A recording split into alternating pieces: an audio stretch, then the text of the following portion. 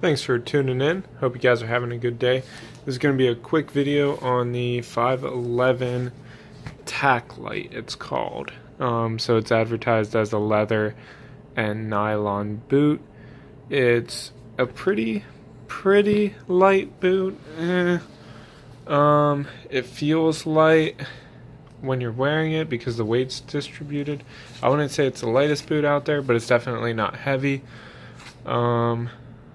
So I'm going to cut to the chase and tell you what I think about the boot, and then I'll explain why. Personally, I hate this boot. It sucks. Terrible. Terrible. And we'll go over what sucks about it. Starting at the bottom, the sole. Okay. I didn't really have any issues with the sole, but I don't think it's that great either.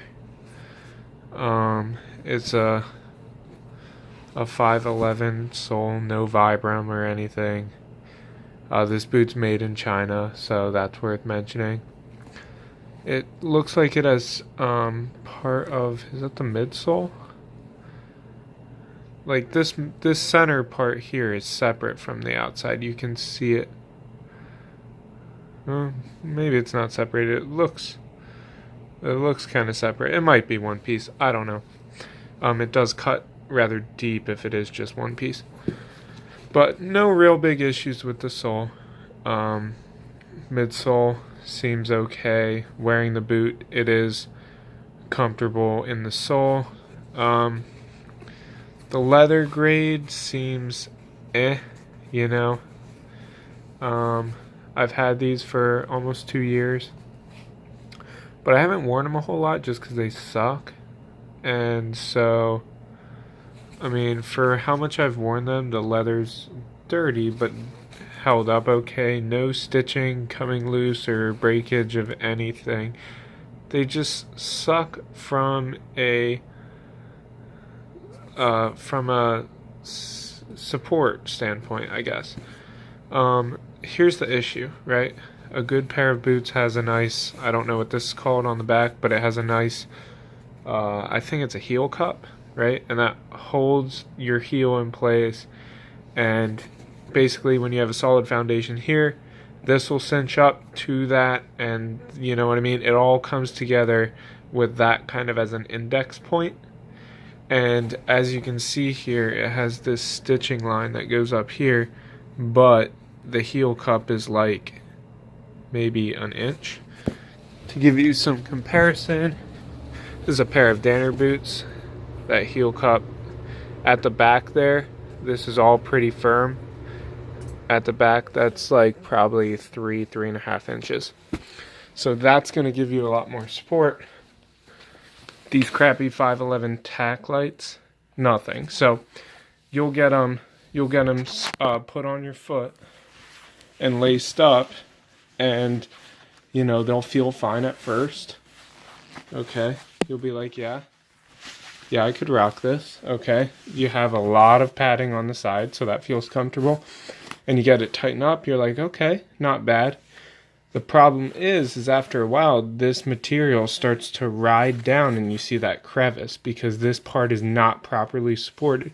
It rides down, and then it just feels totally wanky. It feels super loose here. You have no ankle support because this material is just bending and flexing. You know, it's terrible. So that's what makes these boots suck.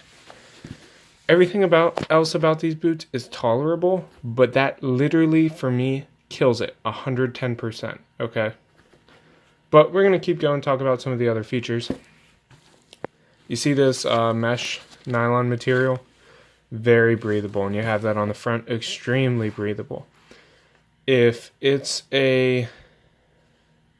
basically, when you run, if the air is cool at all, you can feel it cut through, and you can feel the air touch your foot.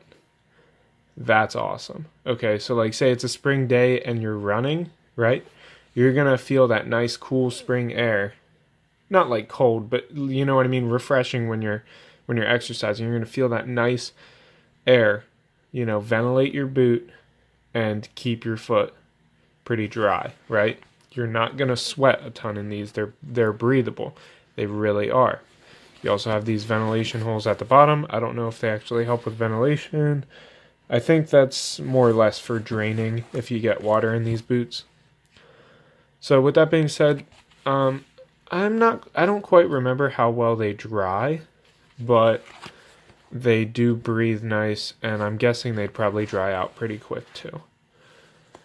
Up top, you have this cool little cubby to tuck your laces into if you want it like that, although you probably can't use this top eyelet if you're going to tuck them in there. So I just use the top eyelet and haven't used that, but it's a nice feature for those who are going to use it.